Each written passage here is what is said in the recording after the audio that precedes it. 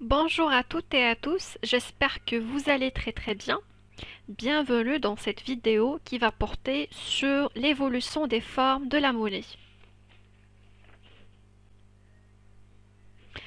Alors, la première forme, c'est la monnaie marchandise.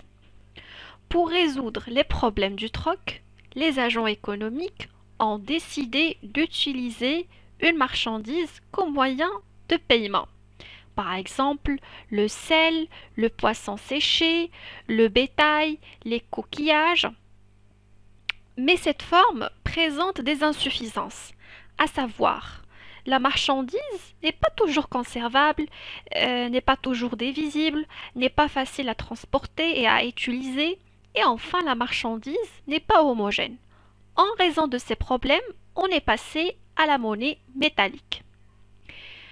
Alors au début, on a pensé à utiliser les métaux non précieux, tels que le bronze, le cuivre, mais rapidement, on est passé aux métaux précieux, tels que l'or et l'argent.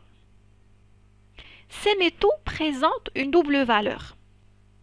Une valeur objective, c'est-à-dire les métaux précieux sont parfaitement conservables, divisibles, faciles à transporter, à utiliser et sont homogènes. Et une valeur subjective, c'est la rareté ainsi que la beauté de l'or et l'argent. Alors, il faut préciser que l'utilisation des métaux précieux est passée par trois étapes. La première étape, c'est l'étape de la monnaie pesée. Alors, l'or et l'argent circulent sous forme de lingots, sans poids ni forme définie, comme vous pouvez voir au niveau de l'image. Il faut donc mesurer le poids et la pureté du métal lors de chaque paiement. La deuxième étape, c'est l'étape de la monnaie comptée. Alors, les lingots d'or prennent un poids et une forme déterminée, comme vous pouvez voir au niveau de l'image, donnant naissance aux pièces artisanales. La dernière étape, c'est l'étape de la monnaie frappée. Et on considère que la véritable monnaie métallique est née avec la monnaie frappée. Alors, comme vous pouvez voir au niveau de l'image, on a une pièce métallique à deux côtés, la face et le pile. La face comporte une effigie, c'est-à-dire un visage, et le pile comporte des inscriptions.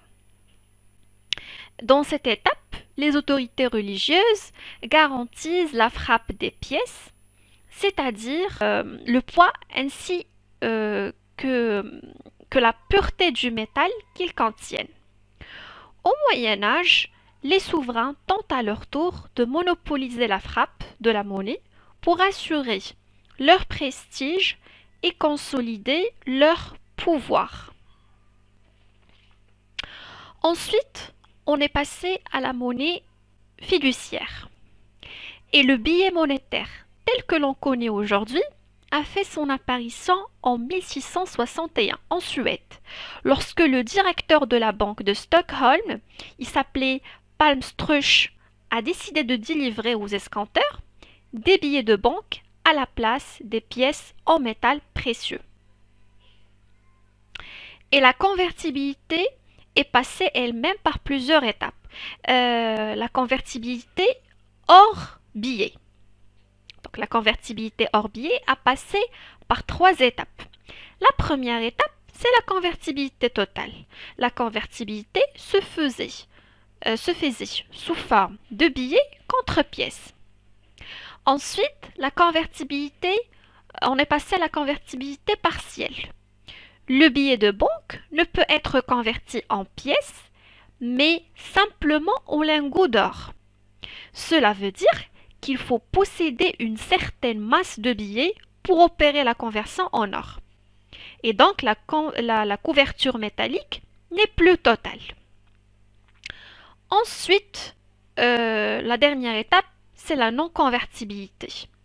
La Première Guerre mondiale, euh, puis la crise de 1929 ont mis mal la capacité des États à maintenir des réserves d'or nécessaires à la création de monnaie. Cela était particulièrement vrai pour les États à la balance commerciale fortement déficitaire, comme les États-Unis. Les importations faisaient partir la monnaie et donc l'or à l'étranger. Suite à ce problème, la conférence de Bretton Woods est mise en place pour définir, à la fin de la Seconde Guerre mondiale, les contours d'une nouvelle architecture financière internationale. Cette conférence, fondée sur des accords signés dès 1944 par 44 gouvernements, il organise le système monétaire mondial autour du dollar américain, seule monnaie à être désormais convertible en or, mais uniquement au profit des banques centrales. Donc, la conférence de Bretton Woods a organisé le système monétaire mondial autour du dollar. C'est-à-dire que le dollar reste la seule monnaie convertible en or, mais uniquement au profit des banques centrales.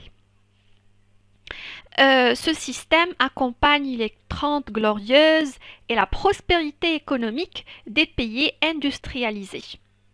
Mais en 1971, face à des déficits extérieurs, l'accumulation de dollars dans les réserves des banques en Europe et au Japon, ainsi qu'une diminution des réserves en or américain, le président Richard Nixon, donc le président des États-Unis à l'époque, Richard Nixon, annonce la suspension de la convertibilité du dollar en or et donc le système monétaire international devient largement fiduciaire. Donc voilà. Ensuite, on a ce qu'on appelle la monnaie scripturale. Donc il faut préciser que dans bon nombre de cours d'introduction à l'économie, par souci de simplicité, on présente aux étudiants la banque comme étant un intermédiaire entre les agents à capacité de financement, c'est-à-dire ceux qui possèdent une épargne, en d'autres termes, des dépôts dans leur banque, et les agents à besoin de financement, c'est-à-dire ceux qui ont besoin de la liquidité. On vous dira alors que pour obtenir un prêt, l'agent a besoin de financement, frappe la porte de la banque qui détenait l'épargne, c'est-à-dire le dépôt de l'agent à capacité de financement. De ce fait, l'octroi du crédit aurait été rendu possible par les dépôts de l'agent à capacité de financement. D'où la fameuse expression « les dépôts font les crédits ». Seulement, cette conception de la banque est simplicite, mais il n'est pas totalement incorrect. En effet, il se pourrait que l'épargne de l'agent à capacité de financement soit insuffisante pour combler les besoins de liquidité de l'agent à besoin de financement. Dans ce cas, la banque procéderait à la deuxième méthode lui permettant d'octroyer un crédit out of nothing. Oui, la banque a ce pouvoir. Cette dernière accorde le crédit par un simple jeu d'écriture en créditant le compte de celui qui demande le crédit et en obtenant de ce dernier la remise d'une créance, c'est-à-dire une reconnaissance de dette. Et donc, dans ce cas-là, la banque n'a pas imprimé de billets pour accorder le crédit à son client. Elle a tout simplement inscrit le montant du crédit dans le compte bancaire de l'agent à besoin de financement. C'est ce que l'on appelle la monnaie scripturale ou électronique, obtenue en quelques clics sur des ordinateurs. La monnaie scripturale circule par plusieurs instruments tels que les chèques, le virement, les cartes de paiement, qui sont les principaux instruments de règlement scripturaux. On parle également de la crypto-monnaie. Donc c'est une forme de monnaie virtuelle dans le sens où cette dernière est caractérisée par une absence de support physique, pièces, billets, chèques, cartes bancaires, et ce sont des monnaies alternatives qui n'ont de cours légal dans aucun pays du globe. C'est-à-dire, leur valeur n'est pas indexée sur le cours de l'or, ni sur celle des devises classiques que l'on connaît, à savoir le dollar et l'euro. Et elles ne sont pas non plus régulées par un organe central ou des institutions financières. En d'autres termes, il n'y a pas de banque centrale à leur tête. Et donc voilà, on s'est arrivé à la fin de cette vidéo. J'espère que vous a plu. Bien sûr, si vous avez des questions, n'hésitez pas de les poser en commentaire. Et merci pour votre attention.